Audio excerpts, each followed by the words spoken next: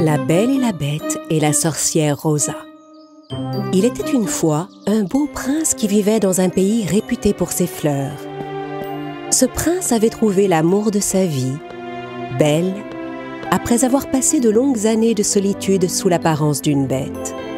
Il passait désormais des jours heureux avec Belle, dans le château où il vivait. Un jour, au cours du dîner, Belle pensa à quelque chose. « Richard, tu m'as dit que tu avais été changé en bête parce qu'on t'avait jeté un mauvais sort. Comment quelqu'un a-t-il pu vouloir faire une chose pareille à un être aussi bon et généreux que toi ?» Oh ça, ma chère Belle, c'est une très longue histoire. Ce soir-là, le prince Richard raconta à Belle ce qui lui était arrivé. Il lui expliqua qu'il avait passé une enfance très solitaire. Les autres enfants se moquaient de lui parce qu'il avait des plaques rouges sur le visage. Alors il s'était mis à être méchant avec les gens.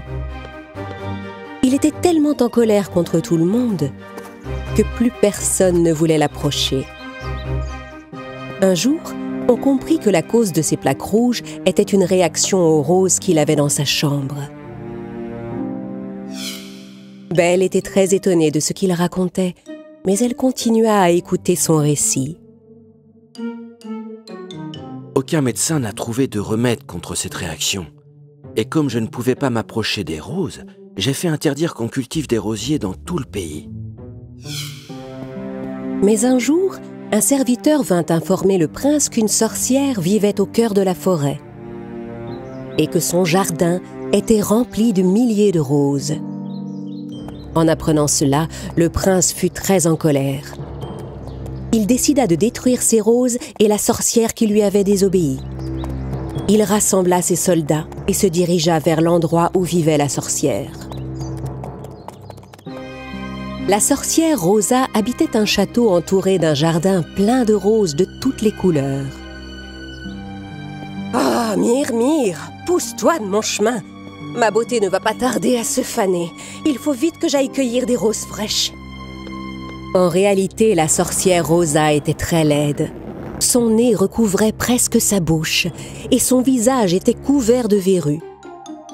Chaque matin, elle allait cueillir des roses dans son jardin. Et elle rentrait vite chez elle.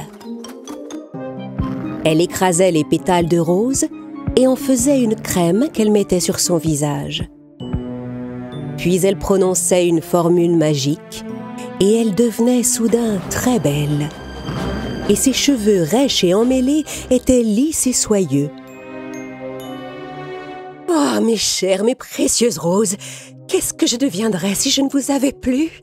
Mao, Rosa, ma maîtresse, je crois que quelqu'un s'approche de notre château. Ça suffit, Mire, laisse-moi tranquille. Je suis occupée à admirer ma beauté dans le miroir. Arrête de me déranger. Le prince Richard et ses soldats étaient arrivés devant le château de la sorcière.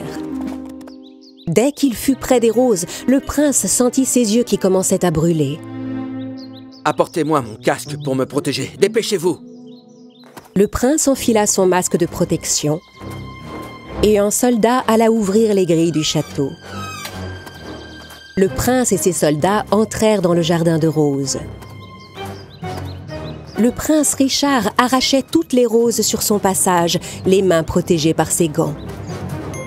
Les pétales de rose volaient en tous sens. « Alors comme ça, tu as osé me défier ? Tu vas me le payer, je vais te détruire, toi et ton dangereux jardin de roses, espèce de sale sorcière !» Mire, le chat de la sorcière Rosa, faisait la sieste au bord de la fenêtre quand il fut soudain réveillé par des éclats de voix. Voyant ce qu'il se passait, il courut vers sa maîtresse qui peignait ses cheveux devant son miroir. « Vos roses ont toutes disparu. Allez vite voir à la fenêtre. » « Mais enfin, de quoi tu parles encore, Mire ?»« Les soldats, ils arrachent toutes les roses du jardin. » Miaou. La sorcière alla voir à la fenêtre. C'est alors qu'elle vit un homme en armure, suivi de ses soldats, en train d'arracher les roses de son jardin. « Oh, non! Mes précieuses roses! Oh non! Qu'est-ce que vous faites à mon jardin de roses? Et qui êtes-vous » Les soldats s'interrompirent brusquement et regardèrent la sorcière à la fenêtre. Quand ils virent cette femme aux longs cheveux soyeux qui flottait au vent, sa beauté leur fit tout oublier. Ils étaient tellement subjugués qu'ils arrêtèrent d'arracher les roses. Le prince, lui, continuait de tout arracher avec rage, sans voir la sorcière à la fenêtre. Soudain, il saisit une fleur avec une grosse épine qui déchira son gant.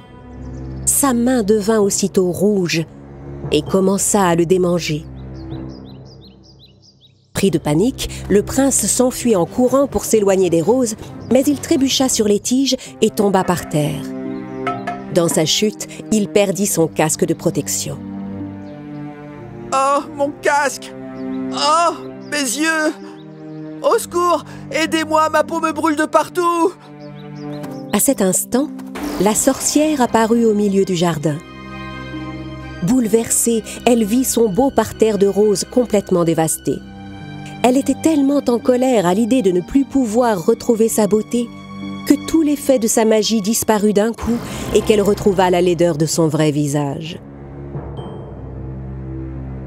Emmenez votre prince à l'intérieur de mon château, immédiatement. Après cela, disparaissez de chez moi le plus vite possible. Sinon, je vous transforme en grenouille. Et vous vivrez le restant de vos jours dans un marécage. Terrorisés, les soldats obéirent à la sorcière. Quand le prince ouvrit les yeux, il était dans une pièce sombre. Hé, y a quelqu'un? Qu'est-ce qui s'est passé? La sorcière Rosa entra, furieuse. Il faut que vous m'aidiez. Mes mains et mon visage sont dans un terrible état. Aucune princesse ne voudra m'épouser avec cette apparence. C'est sûr. Vous êtes un jeune homme bien trop arrogant et égoïste.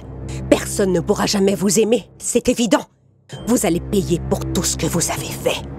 À partir d'aujourd'hui, tant que vous n'aurez pas trouvé le véritable amour, vous allez devoir vivre seul sous l'apparence d'une bête.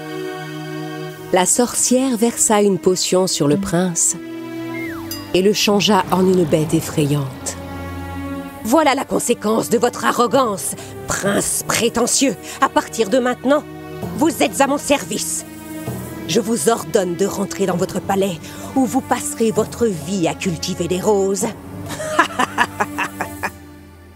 Le prince rentra dans son palais sous sa nouvelle apparence.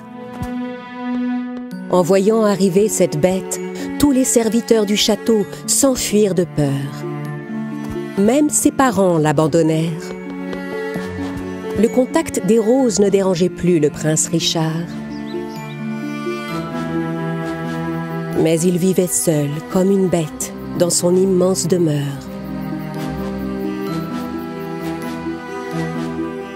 Il passait ses journées entières à s'occuper des roses de son jardin. Jusqu'au jour où Belle arriva chez lui. Voilà toute l'histoire, Belle. C'est uniquement grâce à ton amour, à la sincérité de tes sentiments, que le sortilège que la sorcière m'avait jeté s'est enfin rompu.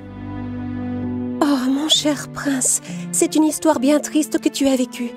Mais maintenant que le sortilège est rompu, que va-t-il se passer avec les roses que tu as dans le jardin? Le prince Richard et Belle entendirent soudain un bruit dehors. Ils se précipitèrent à la fenêtre.